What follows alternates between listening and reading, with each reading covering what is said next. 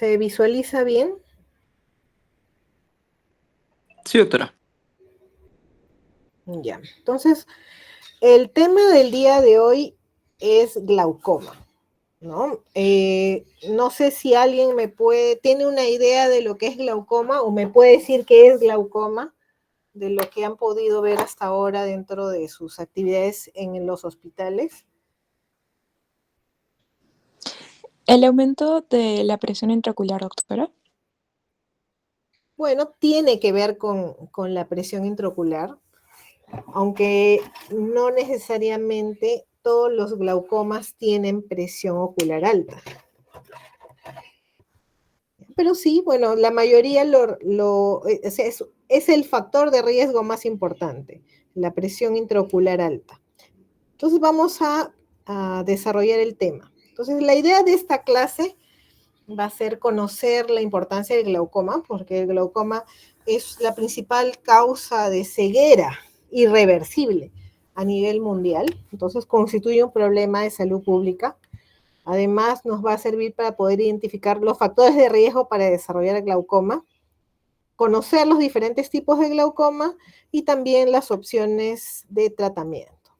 Entonces, ¿cómo se define el glaucoma? El glaucoma, por definición, o sea, glaucoma es igual a neuropatía. O sea, en neuropatía estamos hablando de una patología del nervio óptico de carácter progresivo y que tiene como característica la pérdida de las células ganglionares de la retina y sus axones, lo cual va a dar lugar a un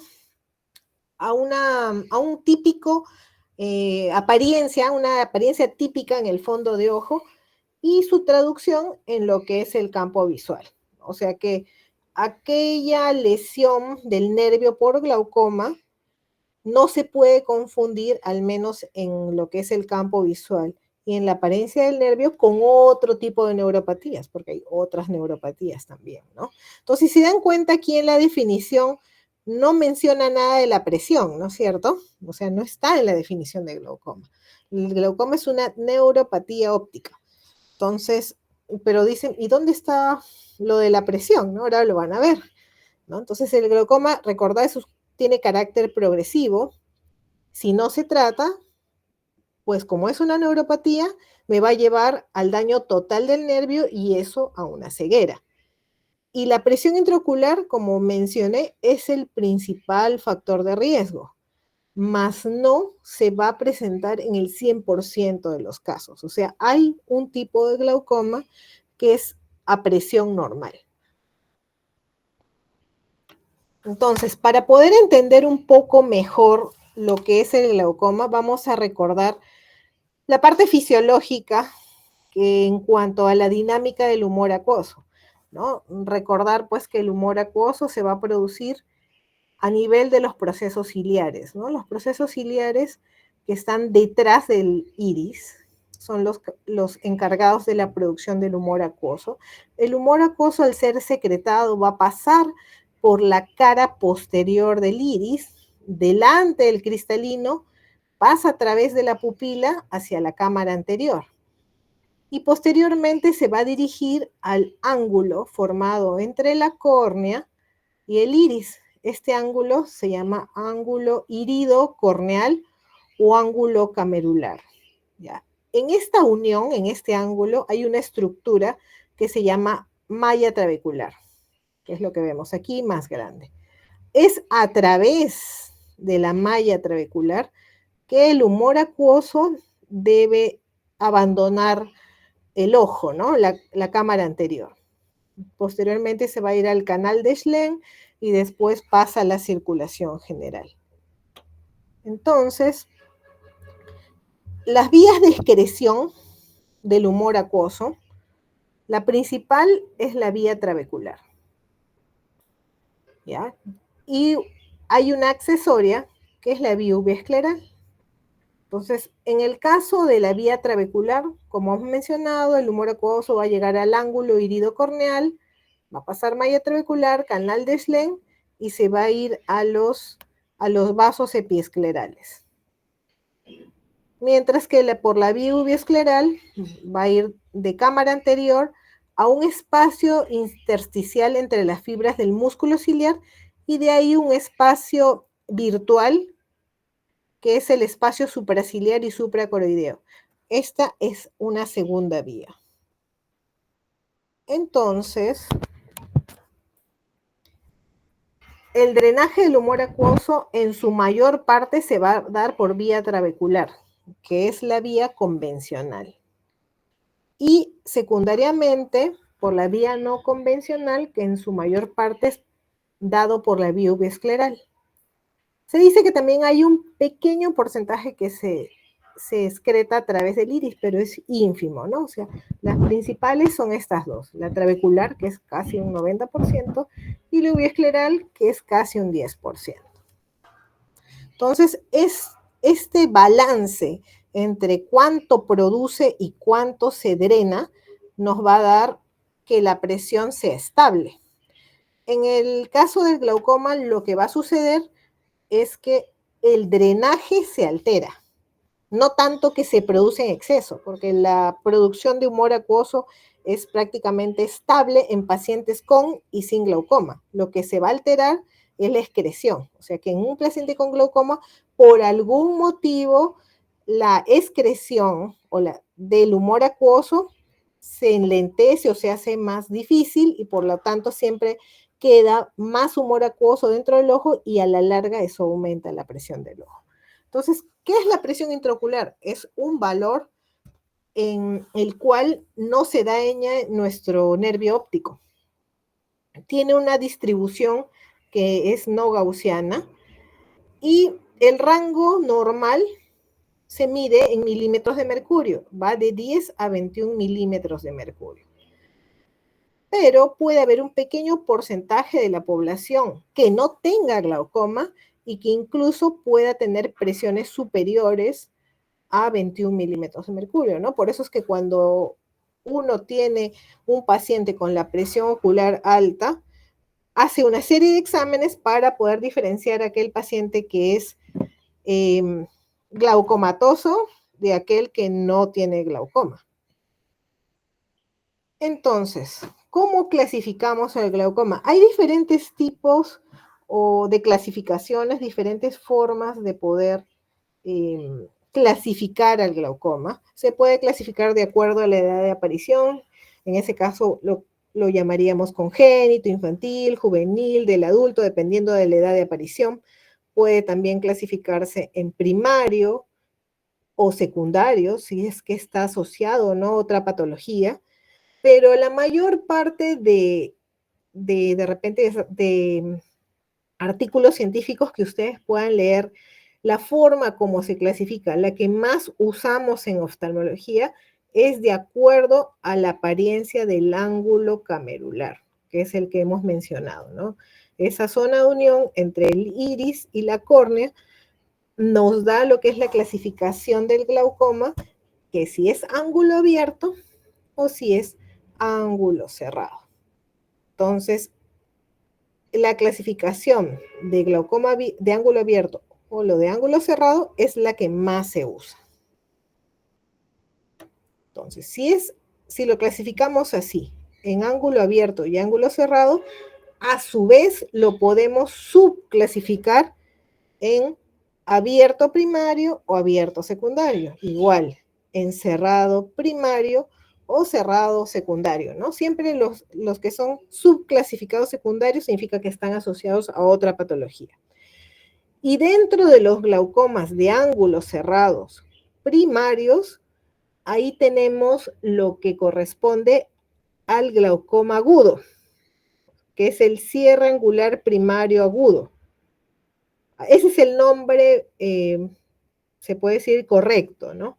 Pero coloquialmente se le llama glaucoma agudo, ¿no? Pero el término médico que se usa es cierre angular primario agudo y está englobado dentro de los glaucomas de ángulo cerrado primarios. O sea, nunca vamos a tener un glaucoma agudo con ángulo abierto. No, todos los glaucomas agudos son de ángulo cerrado.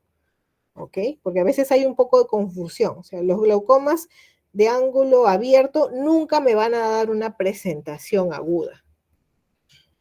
Entonces, la clasificación grande de glaucoma es la que ven en pantalla. Si se dan cuenta, tiene bastantes ítems, ¿no?, en la clasificación. Entonces, se puede decir para ustedes que están haciendo oftalmología dentro de lo que es los estudios de pregrado, se les hace un poco más simple la clasificación para que no se pierdan en esta clasificación que es para nosotros que somos oftalmólogos. Pero a grandes rasgos aquí vemos, ¿no?, ángulo abierto y ángulo cerrado. Y las formas primarias y las formas secundarias, ¿no? Igual aquí, las formas primarias y las formas secundarias. Y dentro de las formas primarias, por acá vamos a tener aquí en el número 4, que viene a ser el cierre angular primario agudo, que es el glaucoma agudo, ¿no?, en el cual hay elevación de la presión bruscamente y que constituye emergencia oftalmológica. Entonces, recordar que es la causa a nivel mundial, la primera causa de ceguera irreversible es el glaucoma. La mitad de pacientes no saben que tienen glaucoma, teniendo una prevalencia global alrededor del 3% de la población de 40 a 80 años. Y para el año 2020 ya habían aproximadamente 80 millones de pacientes con glaucoma, de los cuales más de 11 millones estaban ciegos de ambos ojos. Usualmente el glaucoma es bilateral, pero asimétrico. Y recordar pues que va en aumento de acuerdo a la edad. El glaucoma primario de ángulo abierto es mayor en pacientes de raza morena y también en latinoamericanos. Son la población que se afecta más por el glaucoma primario de ángulo abierto. Mientras que en el caso del glaucoma primario de ángulo estrecho lo tendríamos más en población asiática y esquimal, ¿no? Acá es lo que decimos, va aumentando con la edad. A partir de 40 años en adelante es donde comienza a aumentar la prevalencia de glaucoma. Y acá tenemos un cuadro de lo que son los factores de riesgo. El principal factor de riesgo, como se ha mencionado, es el aumento de la presión intraocular. También es el factor de riesgo que podemos controlar con medicación, ¿no? Porque, por ejemplo, el resto de factores de riesgo, el espesor corneal central delgado, hemos dicho que el espesor corneal se mide con un examen que se llama paquimetría, que nos mide el grosor de la córnea. El promedio normal en la población es de 540 micras. Es decir, que las personas que tienen valores menores a 540 micras tendrían cierto riesgo de desarrollo de glaucoma. ¿Por qué? Porque de alguna manera esta disminución del grosor los hace más susceptibles. Y recordar, pues, cuando tenemos pacientes con córneas delgadas, se tiene que hacer una corrección al valor real de la presión. Igual, pacientes con córneas gruesas, también hay una tabla para poder hacer la corrección de acuerdo al espesor corneal central y cuánto se suma o se resta al valor de la presión hallado. La miopía es un factor de riesgo para el glaucoma primario de ángulo abierto y la hipermetropía para el glaucoma primario de ángulo estrecho. Además que al observar una hemorragia en el nervio óptico al hacer el fondo de ojo, ese hallazgo se le considera un factor de riesgo para glaucoma, así como un incremento de la relación entre la copa y el disco óptico, también se le considera un factor de riesgo para glaucoma. Normalmente cuando uno observa el fondo de ojo de un paciente, tiene aspecto similar un ojo del otro. Pero si vemos que existe una simetría entre ojo derecho y ojo izquierdo mayor al 0.2 de la relación copa-disco, esa simetría es sospechosa de glaucoma. Además, tenemos factores de riesgo que son no oculares. Ahí entra lo que es la edad, mayores de 40 años, la raza, como hemos dicho, raza morena, latinoamericanos, en lo que es glaucoma de ángulo abierto, y asiáticos, esquimales, en glaucoma de ángulo estrecho. Si tengo familiares de primer grado con glaucoma, tendré más riesgo de tener glaucoma. La diabetes, alteraciones de la perfusión diastólica, alteraciones vasculares como la migraña o vasoespasmo periférico nos dan más riesgo. Las mujeres tienen más riesgo de glaucoma que los hombres, asimismo como el consumo de alcohol y tabaco. Entonces, ¿cómo es que se produce el daño por glaucoma? Para eso hay dos teorías que pueden explicarnos cómo es que se da este daño en el nervio óptico. Tenemos una teoría mecánica y una teoría vascular. Recordar que el principal grupo celular que se afecta inicialmente son las células ganglionares de la retina. Entonces, la teoría mecánica hace énfasis en que el daño del nervio óptico se da a nivel de la lámina cribosa. La lámina cribosa es una estructura que se encuentra en la salida del nervio óptico a través del agujero óptico. ¿No? Porque también hay en otras, en la parte nasal hay una lámina cribosa, pero esta lámina cribosa que nosotros hablamos es a nivel del agujero óptico. Entonces, en esta zona es a través de esta lámina que es como si fuese un colador que las fibras del nervio óptico pasan, ya como si fuese un cableado a través de una malla. Entonces se dice que a nivel de la lámina cribosa ocurren una serie de cambios estructurales que hacen que de alguna manera se altere el normal intercambio metabólico que hay en el nervio óptico.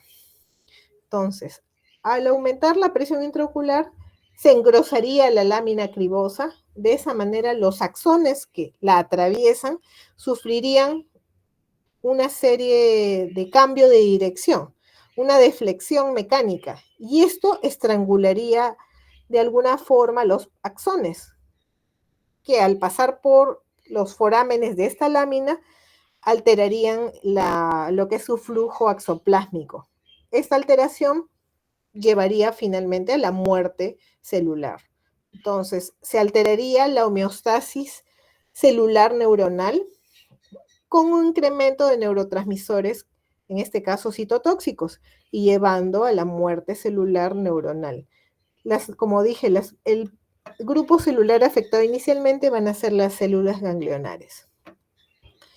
Además, hay una teoría vascular, ¿no? En la cual hay un rol isquémico también involucrado. Se dice que al aumentar la presión, como hemos dicho, se engrosaría la lámina cribosa y este engrosamiento daría lugar a compresión, pero de capilares que nutren la cabeza del nervio óptico. Esta compresión de capilares alteraría el flujo sanguíneo que irriga la cabeza del nervio y esto llevaría a hipoxia. Esta hipoxia a su vez daría lugar a muerte celular. Entonces se alteraría la circulación a nivel del nervio óptico, dando lugar a hipoxia de microglías, trocitos, de las células ganglionares y de la propia lámina cribosa, dando lugar a una serie de cambios estructurales que al fin y al cabo lo que nos van a dar es muerte celular.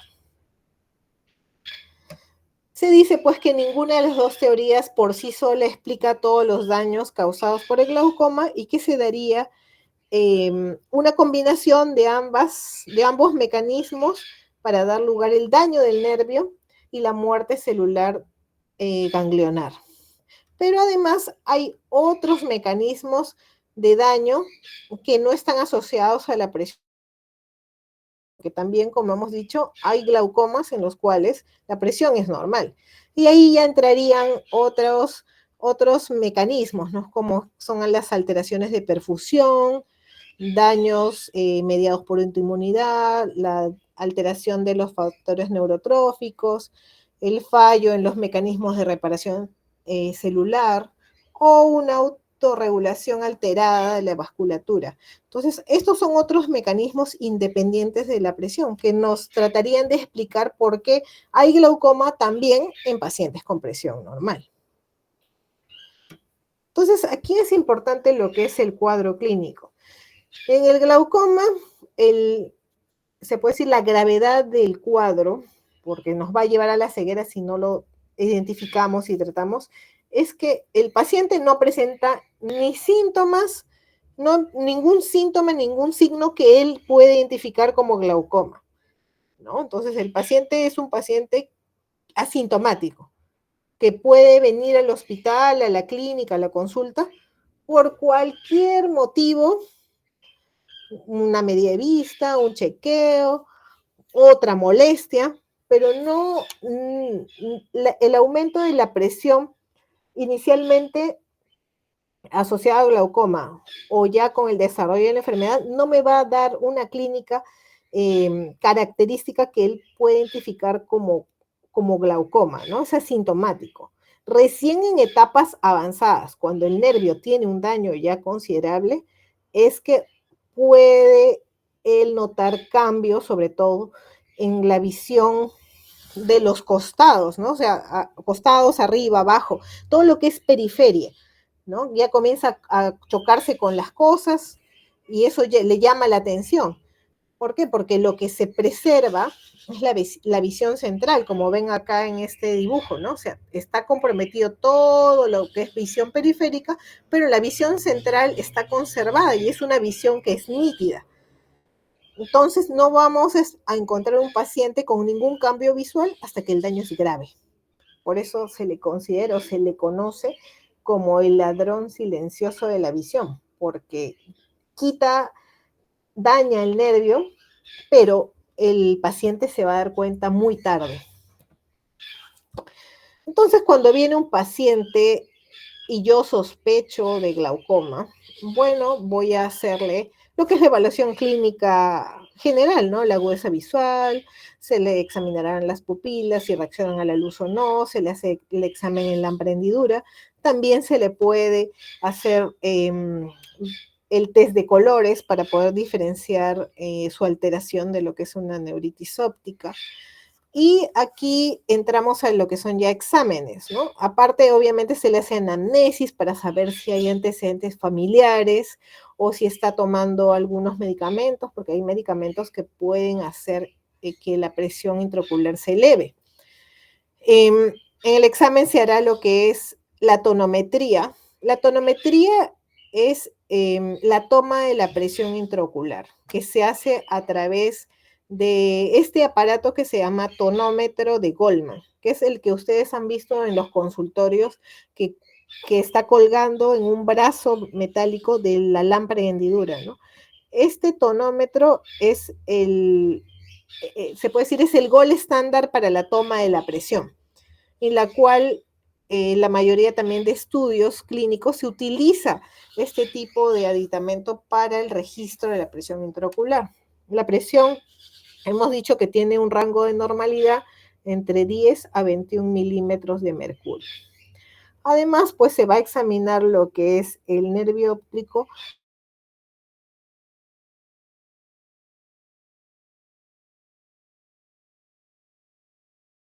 lo que es un fondo de ojo normal, si se dan cuenta, es un color naranjita, y el centro tiene un color más pálido, más amarillento. Entonces, cuando decimos la relación copa-disco, nos hacemos referencia a la relación que hay entre este borde externo y este borde interno, ¿no? La parte más naranja, que es la parte externa, es donde están las fibras nerviosas, aquí.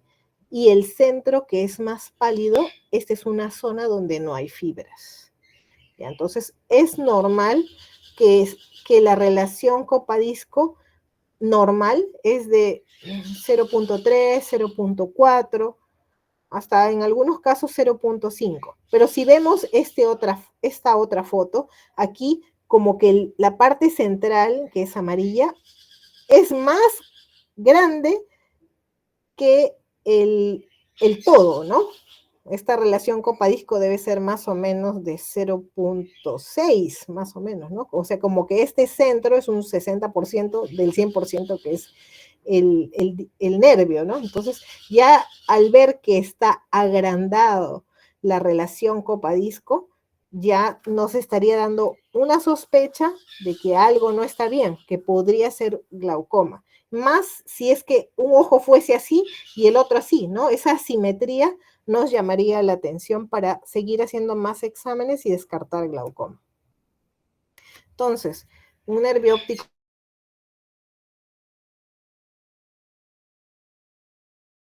vamos a ver que el centro es más grande, ¿no? Y tiene un color que es más pálido de lo normal. Recordar pues que en este caso, por ejemplo, acá vemos el borde del nervio está aquí en esta zona, ¿no? Y el centro es este. Entonces, es normal, la forma, el aspecto normal del nervio es que la parte inferior sea más gruesa que la parte superior, seguida de la parte nasal y la parte temporal. O sea, un nervio óptico sano tiene la zona inferior más gruesa, seguida de la zona superior, la zona nasal y la zona temporal. Cuando vemos un nervio que no sigue este patrón, o sea que de repente acá la zona inferior esté más, menor a la zona superior, entonces nos haría pensar o nos haría sospechar de que algo ha dañado esa zona. Y tendríamos que hacer más exámenes para lo que es despistaje de glaucoma.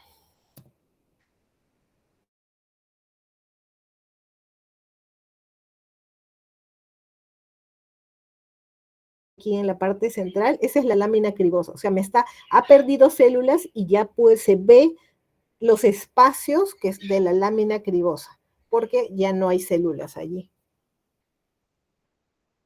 Otro examen que se utiliza dentro del estudio de glaucoma es la gonioscopía. La gonioscopía se hace con un lente, en este caso este lente es un lente que tiene varios espejos, en la cual uno de ellos, que es este, que es el más pequeño, es el que sirve para ver el ángulo, porque hemos dicho que la clasificación del glaucoma, la más usada es de acuerdo al ángulo. Entonces se hace con este gonioscopio. El gonioscopio nos hace ver así las estructuras, así como este esquema. Entonces, de acuerdo a las estructuras que uno vea, es que puede hacer la gradación entre 4, que es el ángulo abierto, hasta un 0, ¿no? En el cual no se ve ninguna estructura. Y lo consideraríamos ahí de grado de ángulo cerrado. Las estructuras, para yo considerar que ese ángulo está cerrado, es de 20 hacia abajo. 20 grados a menos, yo lo considero como cerrado. Y así es como se ve en la vida real, ¿no? Así. Ahí se ven las 4 estructuras, que es la línea de Schwall, la malla trabecular, el espolón escleral y la banda del cuerpo ciliar. O sea, estas 4 estructuras son las que se deberían ver cuando el ángulo es de grado 4, ¿no? Que es el que es completamente abierto. Además, también contamos con exámenes de imágenes. En este caso, tenemos a la tomografía de coherencia óptica, más conocida con las siglas de OCT en inglés. La tomografía de coherencia óptica lo que va a hacer es hacer un análisis de la cantidad de fibras nerviosas que tiene el nervio, cuantificarlas, compararlas con los pares de acuerdo a la edad y darnos la cantidad de fibras por sectores y también de forma global, ¿no? Entonces, es bastante amigable la forma como presentan los resultados, porque incluso de acuerdo a los colores nos podemos guiar, ¿no? Entonces, si yo veo que está en verde, significa que los valores están dentro del rango de normalidad. Pero si yo veo los valores en colores amarillos o rojos, es porque están disminuidos o en valor límite, así como si fuese el semáforo, ¿no? Entonces, verde está bien, amarillo está en el límite y rojo es que está disminuido. Entonces, nos ayudan a ver lo que es las fibras nerviosas y también las células ganglionares. El otro examen es el campo visual. El campo visual tiene también un patrón característico como hemos mencionado en lo que es en los pacientes con glaucoma. Ahí lo que vamos a encontrar son escotomas, que es una pérdida de visión del campo visual. El tipo de escotoma que se encuentra en glaucoma son los escotomas paracentrales y los arqueados. Entonces, aquí, por ejemplo, que es esto de aquí, que se dan cuenta es como una semiluna, ¿no? ¿Por qué tiene ese aspecto? Porque las fibras nerviosas se distribuyen así, ¿no? Entonces, por eso es que la traducción en el examen me sale así, como si fuese una semiluna, porque la distribución en la retina es de esa forma. Entonces, los dos patrones de daño glaucomatoso en el campo visual son escotomas paracentrales y escotomas arqueados. Son característicos. Además, podemos pedir otras pruebas, como también OCTs de segmento anterior para poder medir el ángulo, ¿no? Se mide, incluso hay, a través de este examen, saber cuántos grados tiene, pero para eso hay que contar con el equipo, ¿no? Muchas veces no tenemos el equipo, no tenemos la sonda de ultrabiomicroscopía, entonces esto de aquí se puede de alguna manera suplir por la gonioscopía, que es lo que hemos visto anteriormente. Y para el caso de ustedes que obviamente no tienen una lámpara de hendidura en la mano, con la linterna, ¿no? Alumbrando al paciente, uno también puede de alguna manera mesurar si la cámara anterior es profunda o está estrecha. Ahora vamos a pasar a lo que es el tratamiento del glaucoma. Aquí vamos a mencionar lo que se utiliza para el tratamiento de los glaucomas crónicos, que prácticamente se repite lo mismo para los glaucomas de ángulo estrecho crónicos y para los glaucomas de ángulo abierto, ¿no? Entonces, en cuanto al manejo del glaucoma, el único método que tiene eficacia demostrada es bajar la presión intraocular. Es lo que podría detener o retrasar el daño del nervio, mas no hay forma de recuperar lo que ya se dañó, ¿no? O sea, que el paciente que ya tiene un daño establecido, no hay manera de retroceder en el tiempo a borrar el daño que ya se tiene. Acuérdense porque hay pérdida de células, muerte celular y no se puede regenerar ese tipo de células. Entonces, eso siempre hay que recalcarle al paciente, porque a veces, muchas veces el paciente piensa que usando gotas o operándose va a quedar otra vez como si no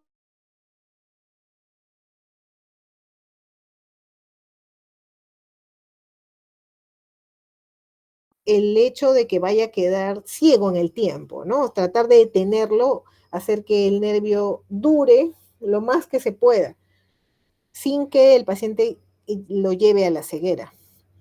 Entonces, para el tratamiento del glaucoma tenemos medicamentos, que en este caso la mayor parte de medicamentos van a ser de uso tópico.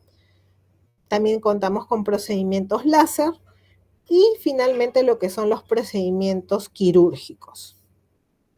En lo que es el tratamiento médico, existen diferentes tipos de fármacos. Por ejemplo, contamos con lo que son los fármacos mióticos, que son agentes colinérgicos y van a producir miosis y ayudan a aumentar el drenaje del humor acuoso. De este tipo de medicamentos, el que contamos en el mercado es la pilocarpina. Es uno de los fármacos que tiene más años en el mercado. Después tenemos los agonistas alfa-adrenérgicos. Los agonistas alfa-adrenérgicos lo que van a hacer es reducir lo que es la formación del humor acuoso y también van a aumentar el drenaje, o sea, van a tener doble mecanismo. Reducen la producción y aumentan la excreción. Y en ese caso, lo que tenemos en el mercado es la brimonidina. También tenemos los beta bloqueadores. El beta bloqueador el mecanismo de acción va a ser disminuir la producción de humor acuoso. Y aquí tenemos lo que es el timolol, el 0,5%, es lo que hay aquí en el mercado. El problema de los betabloqueadores es que tienen algunas contraindicaciones, ¿no? Por ejemplo, pacientes con asma, pacientes que tengan alteraciones en el ritmo cardíaco hacia la bradicardia, ¿no? Problemas a veces de pulmonares obstructivos. Hay pacientes en los cuales no se puede usar este tipo de medicamentos, que a pesar de ser de uso tópico y la absorción sistémica ser mínima, llega a ocasionar molestias, ¿no? En este tipo de pacientes. Entonces, usualmente uno debe hacer una historia clínica preguntando sus antecedentes y de acuerdo a eso ve si es que es candidato o no a este tipo de medicación. También tenemos los inhibidores de la anhidrasa carbónica que van a reducir la producción de humor acuoso y ahí tenemos lo que es la dorzolamida y la brinzolamida. Y el único de los medicamentos antiglaucomatosos para ser de uso por vía oral es la acetazolamida. La acetazolamida lo tenemos en presentación de 250 miligramos que viene en tabletas y es el único antiglaucomatoso sistémico oral. El problema de usarlo de esa manera es que tiene efectos secundarios, ¿no? Al ser administrado por vía oral, lo que va a ocasionar es principal uso de la acetazolamida es que es un diurético, ¿no? Entonces va a depletar potasio y me va a dar molestias, me va a dar calambres, me va a dar parestesias, dolor de estómago. Entonces tiene ciertas molestias para el paciente usarlo de esa manera. Por eso se reserva para casos bastante puntuales y por periodos de tiempo cortos, mientras que las presentaciones tópicas no me van a dar esos efectos sistémicos. Lo que único que sí van a quejarse los pacientes es de un sabor metálico en la boca al aplicar la gota. Y por último tenemos a los análogos de prostaglandinas. Estos análogos de prostaglandinas constituyen en este caso la primera línea de tratamiento, o sea que un paciente que viene por primera vez al cual yo le diagnostico glaucoma, de acuerdo obviamente a la presión que tiene el paciente, debe incluir de inicio una prostaglandina dentro de su medicación inicial, porque es la primera línea de tratamiento. Lo que hacen las prostaglandinas es disminuir la presión intraocular, aumentando el drenaje a través de la vía uveoescleral. Pero como son prostaglandinas, tienen un ligero efecto inflamatorio, ¿no? Como las prostaglandinas lo hacen. Entonces el paciente lo que va a experimentar es un poco de ojo rojo inicialmente, que debe disminuir un poco con el uso. Y lo otro efecto secundario que también van a notar es el crecimiento de las pestañas. Entonces, o sea, aquel paciente que comienza a usar prostaglandinas, en el tiempo va a tener las pestañas bien tupidas y inicialmente el ojo un poco rojo. Y en las prostaglandinas ahí tenemos lo que es el latanoprost, bimatoprost y el travoprost. Ya lo que son tratamientos quirúrgicos, ahí tenemos lo que es el láser y también los procedimientos quirúrgicos ya abiertos, vamos a decir, en sala de operaciones, ¿no? Hay procedimientos quirúrgicos para veces, para pacientes que están recién con el diagnóstico de glaucoma y que de esa manera demoren un poco de usar medicación tópica, ¿no? O sea, ahí tenemos lo que son las trabeculoplastías láser, que pueden usarse inicialmente en los tratamientos para pacientes específicos, ¿ya? Y ya después, no se, o sea, de inicio no se recomienda un tratamiento quirúrgico, vamos a decir, abierto a un paciente con glaucoma, porque lo que son los procedimientos quirúrgicos no son para siempre. O sea, no es una cirugía que va a durar para toda la vida al paciente. Usualmente tienen un tiempo de duración de alrededor de 10 años en promedio. Entonces, los procedimientos quirúrgicos se reservan para los casos en los cuales el paciente no tiene buen cumplimiento del tratamiento médico o no responde al tratamiento médico de forma adecuada a pesar de ser cumplido. Entonces, recién en esos casos uno recurre a lo que es el tratamiento quirúrgico, ¿no? De lo que es tratamiento quirúrgico, el que más se hace, el gol estándar para el tratamiento de glaucoma quirúrgicamente es la trabeculectomía. Y ya en segundo lugar, cuando las trabeculectomías fallan, se pasa a lo que es los dispositivos valvulares. Los dispositivos valvulares lo que van a hacer es tratar de derivar el humor acuoso hacia un espacio externo, ¿no? Alrededor de un plato en, que se ancla en la esclera del paciente. Entonces, la trabeculectomía, como hemos dicho, es la técnica de elección para glaucoma. Lo que se hace es una fístula quirúrgicamente que comunica la cámara anterior con un espacio creado en la conjuntiva para que ahí se difunda el humor acuoso, ¿no? Entonces, cuando vemos un paciente que tiene una trabeculectomía, se ve así, ¿no? Se ve como una ampolla en conjuntiva y aquí debajo está el humor acuoso que drena desde la cámara anterior. O sea que a propósito se hace esta fístula quirúrgicamente, la cual debería permanecer patente mientras esté la cirugía, esta trabeculectomía funcionando. Y en el caso de las válvulas se utiliza dispositivos similares a este que parecen como un mouse, ¿no? Tienen un plato y tienen un tubo. El tubo es lo que se introduce dentro del ojo, puede estar en cámara anterior o puede estar en cámara posterior, y a través del tubo, cuando el paciente tiene un valor de la presión determinado, fluye el humor acuoso. Igual este plato está tapado con conjuntiva y en este caso el humor acuoso se difunde alrededor del dispositivo de drenaje que está tapado por conjuntiva. Igual se va a formar como una ampollita alrededor de la válvula y se difunde a través de la zona subconjuntival. Pero ninguna de estos dos procedimientos se hace cuando se trate de glaucomas neovasculares o inflamatorios, porque son de área pues que sangre demasiado, ¿no? La zona quirúrgica y muchas veces se tiende a cerrar. Entonces acá, esta es una foto de lo que es una trabeculectomía. Aquí se va a hacer un corte para crear la fístula entre la cámara anterior y la parte externa, y al final esta tapita se regresa a su posición, pero no se ajusta, los puntos no se hacen tan sellantes para que pueda difundir por los costados el humor acuoso. Y esta es una válvula, ¿ya? Que se dan cuenta, tiene un plato y tiene un tubo que va al interior del ojo y a través del tubo va el humor acuoso y después sale por los orificios de la válvula a difundir alrededor. Siempre en ambos casos la conjuntiva tapa el área quirúrgica. Y ahora vamos a hablar sobre algunos tipos ya especiales de glaucoma.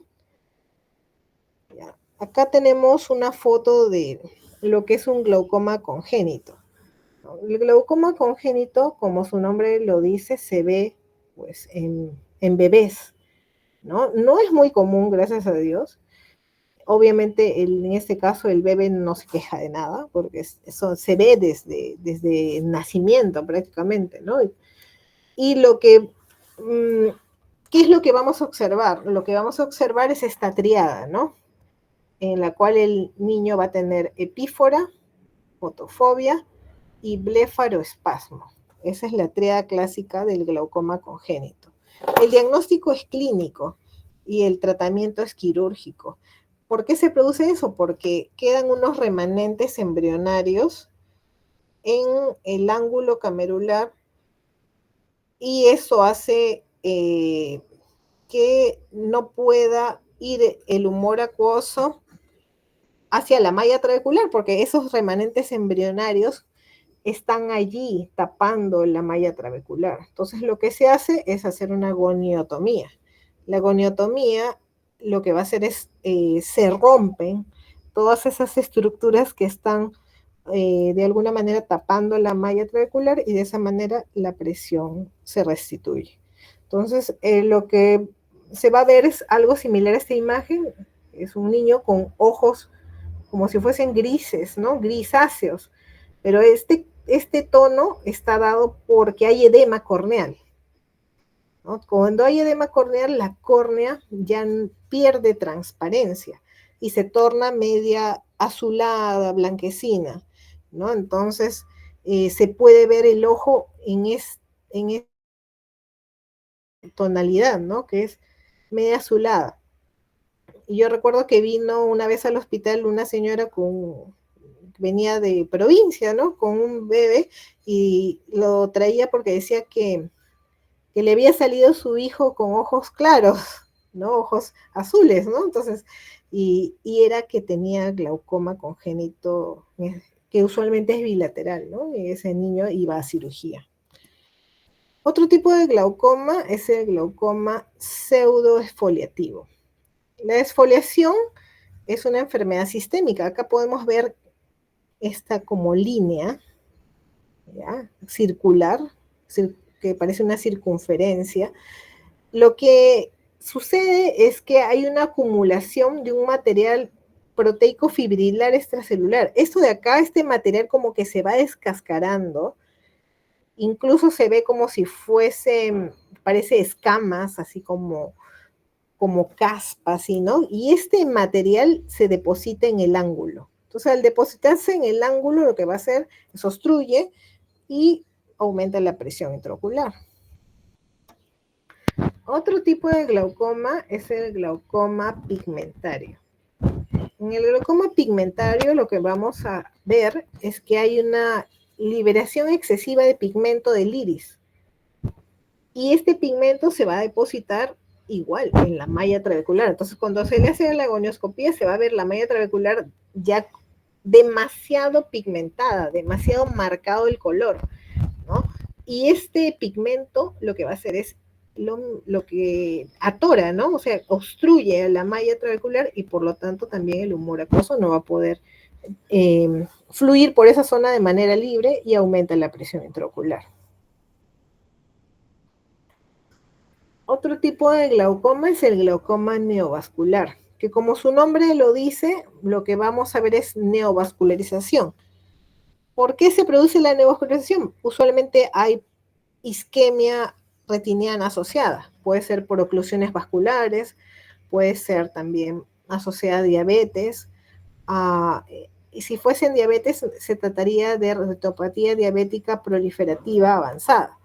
Y ya, entre otras causas, ya vemos lo que son oclusiones vasculares retinianas, retinopatía de la prematuridad en grado avanzado, presencia de tumores, inflamaciones intraoculares crónicas de larga data, ¿no? Lo que vamos a ver es el crecimiento de vasos en zonas donde no debería haber vasos. Por ejemplo, acá en el iris vemos la presencia de vasos, ¿ya? Esto no es normal, o sea, nunca va a haber un paciente que sea normal con vasos en el iris. Este signo semiológicamente se llama rubeosis, ¿no? La rubiosis iridis es característico de lo que es un glaucoma neovascular. Entonces, si hay vasos en el iris, lo más probable es que en el ángulo también haya vasos. Y eso origina pues el aumento de la presión intraocular. Entonces, todos los tipos de glaucoma, esos son algunos porque hay muchos tipos de glaucoma, casi todos se tratan de la misma forma, ¿no? Con medicación, y si no, ya va a procedimientos quirúrgicos. Ya cuando son cosas más especiales, como en el caso del glaucoma neovascular, pues hay que tratar la isquemia primero y después controlar la presión intraocular. Ahora vamos a tratar lo que es la emergencia oftalmológica, ¿no? Que es el cierre angular primario agudo o glaucoma agudo, que como he mencionado, pues es algo que ustedes deben aprender a identificar porque depende de eso que el paciente muchas veces no quede ciego de ese ojo. Entonces, el cierre angular primario agudo o glaucoma agudo se va a producir porque hay un cierre abrupto del ángulo camerular, ¿no? En este caso, la principal causa de cierre angular primario agudo ocurre porque hay una posición entre la raíz, en la parte pupilar entre el iris y el cristalino. O sea, por algún motivo estas dos estructuras se cierran, o se tocan, mejor dicho, ¿no? Se tocan y no se separan. Y el humor acuoso se sigue produciendo a nivel del cuerpo ciliar. Entonces, la producción es normal, pero al no tener cómo circular, porque hemos dicho que el humor acuoso se produce en el cuerpo ciliar, y de ahí debe llegar a la pupila y traspasar por aquí para pasar a cámara anterior, pero al estar estas dos estructuras en contacto, el humor acuoso se sigue acumulando aquí, ya que no tiene pase, y lo que ocasiona es que el iris comienza a bombarse hacia adelante. Al ocurrir este abombamiento, es el iris bombé lo que va a tapar el ángulo, cerrándolo y ocluyendo la malla trabecular, ocasionando un cierre abrupto del ángulo y un aumento de la presión intraocular de forma brusca. Entonces, es una emergencia oftalmológica que puede llevar rápidamente a la ceguera al paciente. Por eso es importante diagnosticarla y tratarla. Y la fisiopatología, como hemos mencionado, el principal mecanismo es el bloqueo pupilar, que es lo que les mencionaba, que es ese contacto entre el iris y el cristalino y que no se separan, que hace que comience a acumularse el humor acuoso por detrás del iris. Este es el principal mecanismo del glaucoma de ángulo cerrado. Existen otros, pero el principal es ese, bloqueo pupilar. Entonces, el bloqueo pupilar, como he mencionado, ¿no? Al estar bloqueado, unidos el iris con el cristalino, lo que me va a ocasionar es que comience a acumularse el humor acuoso aquí detrás. Este acúmulo de humor acuoso va a hacer que el iris se vaya hacia adelante, causando el abombamiento del iris y tapar el ángulo camerular, dando lugar a un cierre angular. Entonces, el principal mecanismo es el bloqueo pupilar, dando lugar al aumento de la presión intraocular. Entonces, como ya hemos mencionado en un slide anterior, el cierre angular primario agudo es el famoso glaucoma agudo. Cuando se cierra abruptamente el ángulo camerular y da un aumento de la presión súbito se puede decir en poco tiempo y que puede llevar a la ceguera.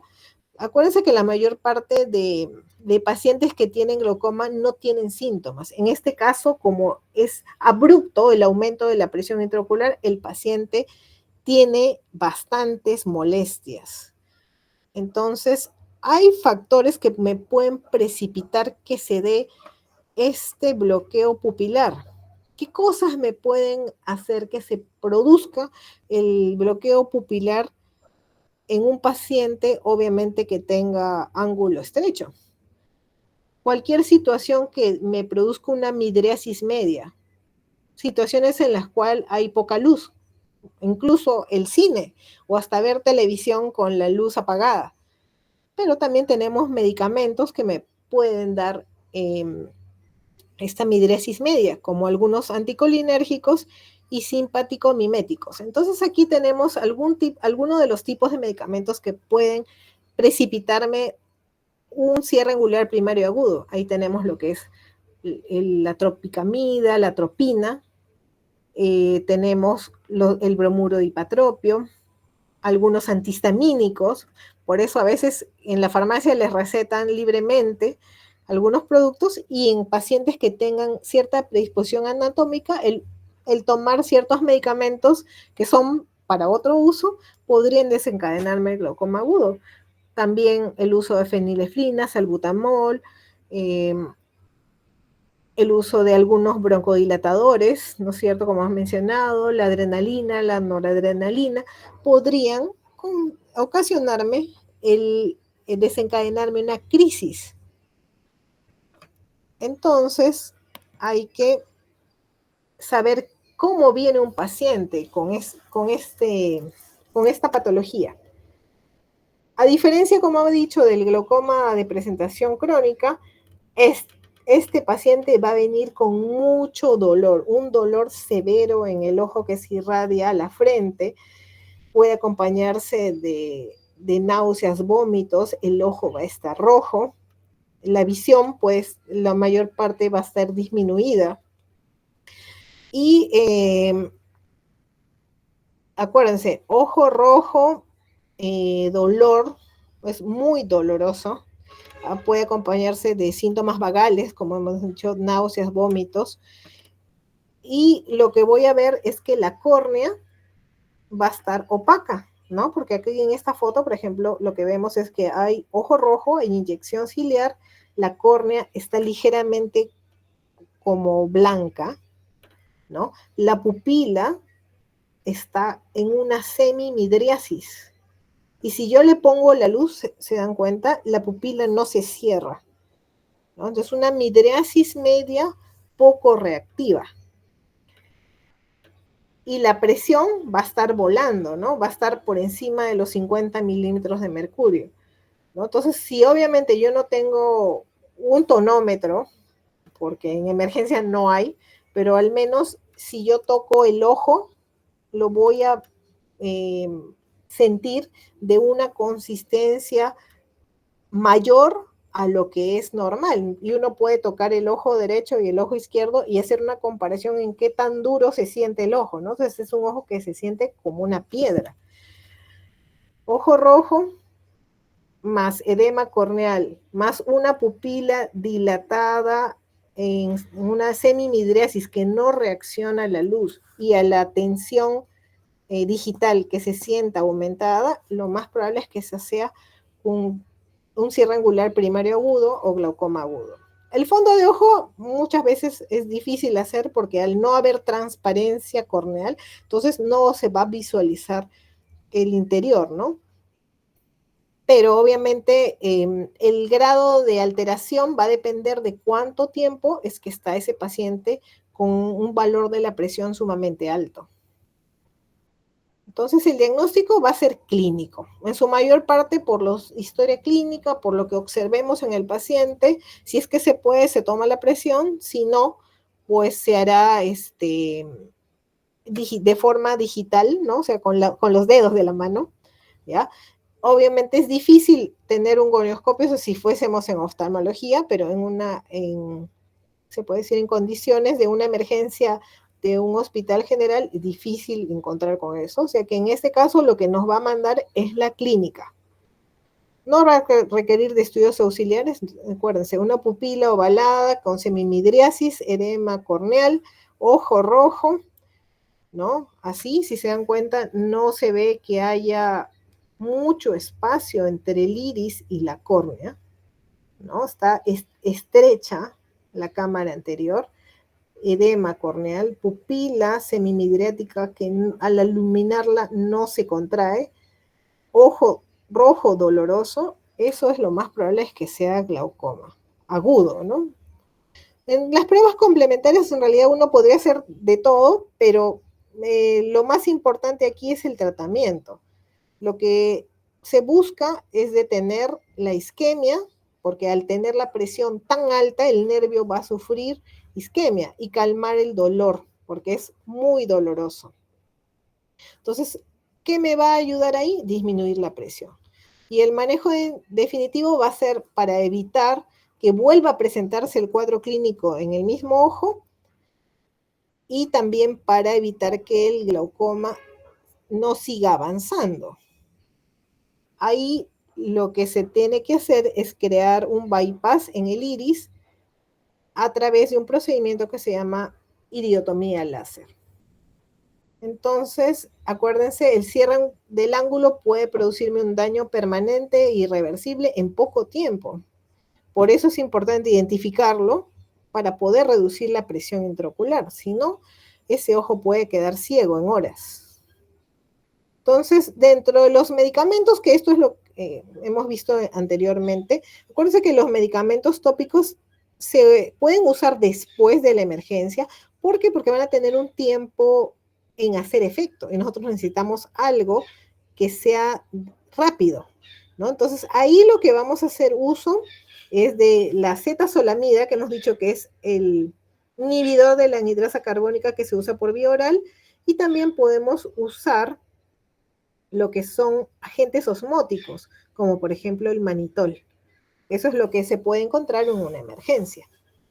En cuanto al tratamiento definitivo, ya vendría a ser la cirugía con láser. En este caso, lo que se hace es una iridotomía periférica con láser.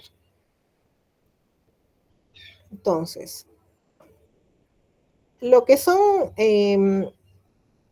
uso de medicación tópica, en realidad esto de acá se usa más después de que ya la presión bajó, porque si no, no me haría mucho efecto. Entonces, lo que acá se usaría sería la Z-solamida por vía oral. Incluso se pueden dar dos tabletas juntas, o sea, en ese caso 500 miligramos vía oral de inicio para tratar de ayudarnos a bajar la presión. Mientras que el resto, se puede usar también antiinflamatorios tópicos, pero ya de mantenimiento para el paciente. Lo que más usamos son hiperosmóticos. Aquí tenemos lo que es el manitol al 20%, y en caso de no contar con eso, porque estamos en un lugar de repente donde no hay manitol, estamos en la posta, lejos, no hay manitol, lo que podemos hacer uso es de la glicerina. La glicerina que se bebe, ¿no? En este caso, la glicerina se utilizan 2 frascos de glicerina. Como la glicerina es bien dulce, entonces para tratar de disminuir un poco el dulzor de este producto, lo que se hace es se le mezcla con café, ¿no? Con café, obviamente sin endulzar, y se le puede dar de repente antes un antiemético o se le puede inyectar un antiemético al paciente y para que después pueda beber la glicerina mezclada con el café y después esperar una media hora para volver a tomar la presión intraocular. También se pueden usar analgésicos, ¿no? Pero acá lo importante es tratar de bajar la presión de manera rápida. Obviamente, si estamos en oftalmología, incluso hay maniobras que se pueden hacer para tratar de liberar el bloqueo pupilar, pero en el caso de no tener un oftalmólogo, lo ideal es tratar de usar los hiperosmóticos. El manejo definitivo va a ser la iridotomía láser. La iridotomía láser es este acá. Ven, el objetivo es hacer este orificio, que es como un huequito, como si la polilla se hubiese comido el iris en esta parte, y lo que va a hacer es que acuérdense que en el bloqueo pupilar, al estar todo la pupila como que a posicionar cristalino y a bombarse el iris, al disparar el láser y obviamente crear este orificio, lo que voy a hacer es que todo el humor acuoso que ha estado acumulado en la parte posterior del iris, por aquí salga. Y ahí sí ya encuentre su camino hacia el ángulo iridocorneal en cámara anterior. Porque al yo liberar la tensión que está en la parte posterior del iris, voy a poder hacer que el iris ya no se abombe y regrese a su posición. Entonces, ese va a ser el manejo definitivo. Si es que por algún motivo la córnea está muy edematosa, el láser no pasaría porque el láser es luz. Y en ese caso se puede hacer una iridotomía quirúrgica. Se dan cuenta aquí, es como un triángulo, ¿no? Es más grande. ¿Por qué? Porque en ese caso hay que entrar a sala de operaciones y con tijera hacer el corte del iris. Al final el mecanismo que se busca es el mismo, ¿no? Liberar todo el humor acuoso que está acumulado acá en la parte posterior del iris para que pueda seguir su camino habitual. Y recordar que si a un ojo le ha pasado, anatómicamente el otro debe tener las mismas características. Entonces se debe hacer también una iridotomía periférica láser profiláctica en el ojo contralateral, ya que el 50% de ojos contralaterales pueden desarrollar una condición similar en 5 años. Entonces es importante eso, educar al paciente. Además, se recomienda posteriormente hacer una cirugía de cristalino, ¿no? Porque obviamente si yo sé que el mecanismo es el bloqueo pupilar y lo que usualmente se aposiciona es el iris, el cristalino. Si yo saco el cristalino, voy a tener más espacio, porque un cristalino aproximadamente mide en el grosor central entre 4 a 5 milímetros cuando hay cataratas. Entonces, un lente intraocular tiene de grosor 1 milímetro, entonces ganaría bastante espacio si es que retiro el cristalino, ¿no? Y la probabilidad de que pueda posicionarse es muchísimo menor. El pronóstico, el pronóstico va a depender de cuánto nos hemos demorado, ¿no? O sea, mientras yo me demore más en identificar la causa del dolor, pues el nervio se va a seguir dañando. Y si se daña el nervio, mi paciente va a quedar ciego. Entonces aquí el tiempo es el nervio, o sea, ahí hay que bajar la presión como sea. Acuérdense que la isquemia del segmento anterior va a deteriorar progresivamente al nervio. El pronóstico va a depender de cuánto me demore en el diagnóstico y en el tratamiento. Y lo primero que voy a usar puedo usar la cetazolamida, que es un inhibidor de la anhidrasa carbónica por vía oral, seguido del uso de hiperosmóticos, el manitol endovenoso o el uso de la glicerina por vía oral, que son las herramientas que tengo más a la mano y que pueden encontrarla en una emergencia, ¿no? Entonces, es importante para ustedes como futuros médicos generales que puedan identificar sobre todo este cuadro clínico que es la forma aguda, porque es lo que puede realmente venir por emergencia cuando ustedes hagan guardia, ¿ya? Y poder tener al menos la sospecha clínica de que dentro de los diagnósticos diferenciales, cuando viene un paciente con mucho dolor, está ¿no? Acuérdense, el glaucoma o el cierre angular primario agudo o más conocido como glaucoma agudo, porque obviamente si no tengo ni siquiera la sospecha, lo voy a tratar de cualquier otra cosa, menos con lo que realmente corresponde. Y si pasa el tiempo y no hago nada, lo que va a pasar es que ese ojo se va a quedar ciego, ¿ya? Y que la forma crónica usualmente no me da molestias, ¿no? Es un paciente sintomático. Entonces allí nos guiamos de lo que son factores de riesgo, ¿no? O sea, si es un paciente que tiene antecedentes familiares de glaucoma, pues yo tengo que sospechar que tal vez él también lo pueda tener. El paciente no se va a quejar de nada. Entonces, pacientes con antecedentes familiares, pacientes o miopes o hipermétropes altos, tengo que hacerle exámenes para descartar siempre que no haya un glaucoma. Personas mayores de 40 años, todos se deben de hacer un chequeo preventivo. Y obviamente ustedes van a ser los primeros en de repente hacer educación a los pacientes. La idea es prevenir, ¿no? Prevenir sobre todo que pueda uno evitar que un paciente puede quedar ciego a futuro, ¿no? Acuérdense que es la primera causa de ceguera irreversible a nivel mundial. Muy bien. Entonces, con eso hemos terminado la exposición del día de hoy. No sé si es que tienen alguna pregunta.